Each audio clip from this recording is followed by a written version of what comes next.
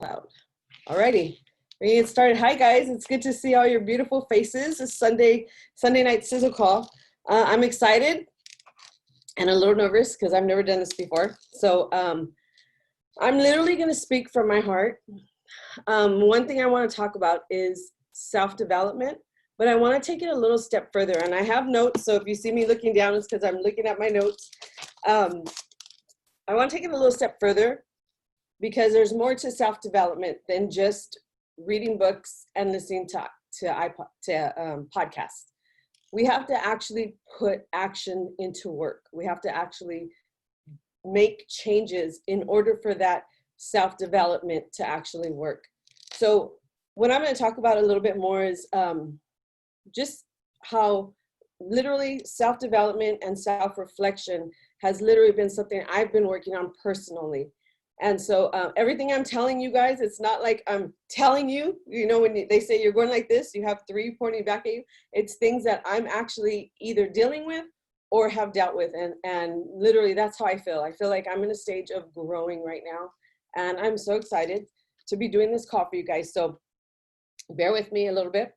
To actually implement change into our lives, that's when self-development actually works, right?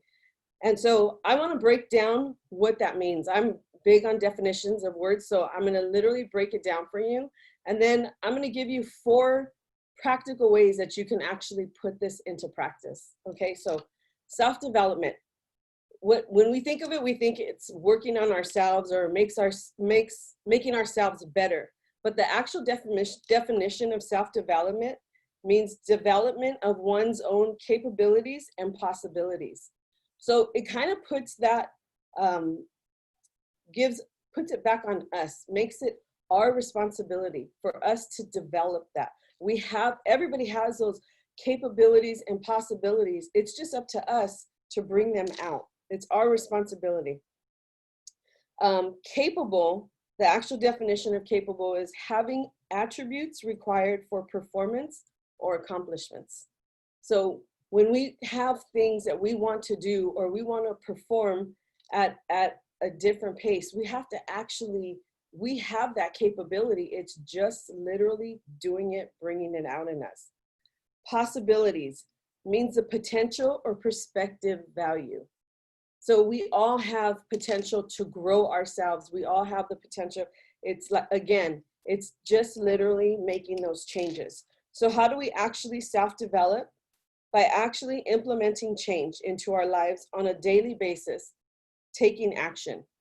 Change means to make different or to alter. Another definition is to make radically different or transform. And that's what we do with self-development. When we actually put it into practice, it's radically changing our lives.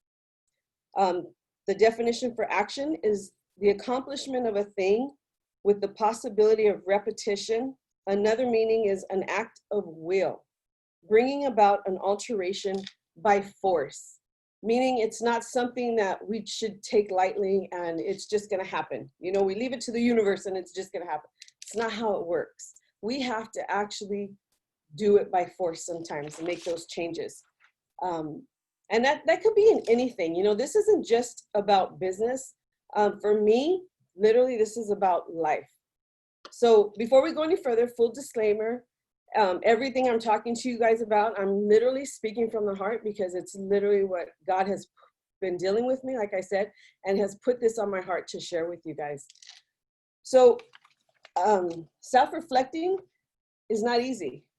It's difficult. We don't like to do it. I don't like to do it. I am a self-reflector, and the only reason is not because, oh, she's got it all together, oh, she's so holy. No, because I don't like making the same mistake over and over. I'm the kind of person, okay, God, I learned from that mistake, on to the next mistake, Cass. That's how I look at it. Like, I don't like to make the same mistake. So I'll stop whatever situation I'm in. What am I supposed to learn from this? What is it I'm supposed to learn? So I'm reading real quick. We all make mistakes. Nobody's perfect. We all, and that's how we grow. it's literally, you know, like growing pains, you know, I didn't have much of them because I didn't grow very tall, but I remember my daughter being young and she would lay in bed with growing pains in her legs and they would hurt. And at the time I would rub Bengay on her legs. We didn't have CBD-1 back then. But it's actually a positive thing when we're going through these self-reflecting moments and they're growing pains. It's good for us because it literally brings forth growth. And so, like I said, it's hard to self-reflect. And one of the things that brought about this was, like I said, actually making changes. It kind of hit me really hard. I'm going to be really raw and vulnerable with you. A few weeks ago, my kids and I and my husband were all in a family text, and I got a text from my son, and it said, your grandson, my grandsons are 4 and 2, and then I have a 1-year-old granddaughter. But one of my grandsons said a curse word. It started with O and ended with IT. And he said, and we know where he got that from, Nana. I was kind of taken back, but then I remembered my kids always saying, I don't know, you just kind of don't, you hear it, but it kind of goes in one ear out there. Oh, mom's a trucker. Oh, mom's a trucker. I'm not happy. I'm not proud of it. I use the occasional F-bomb, not in front of my grandchildren, but I do, or my parents, but I do. And it's something that when my son sent the text, I literally had to sit back and go, this is not something I'm proud of. This is not something, you know, that I want to, this is something I need to change. And in order to actually change it, I have to stop saying, oh, you know, all the time, because that's what I would say. So come to find out, I wasn't the culprit. It was Benny the Jet from Sandlot. My grandson was watching it and he heard him, but it was something that really hit home to me. And I felt like, you know what, this is something that I really needed to change. And in order to change that, I had to actually start making those changes and stop talking like that, you know, whether it was accidentally or not. So with that, let me give you 4 ways that you can actually get into action and they'll help you not fail in this profession. And these are things that I've actually learned along the way, and I've learned from reading this book. Get over your damn self. How's that for not cursing? Get over your damn self.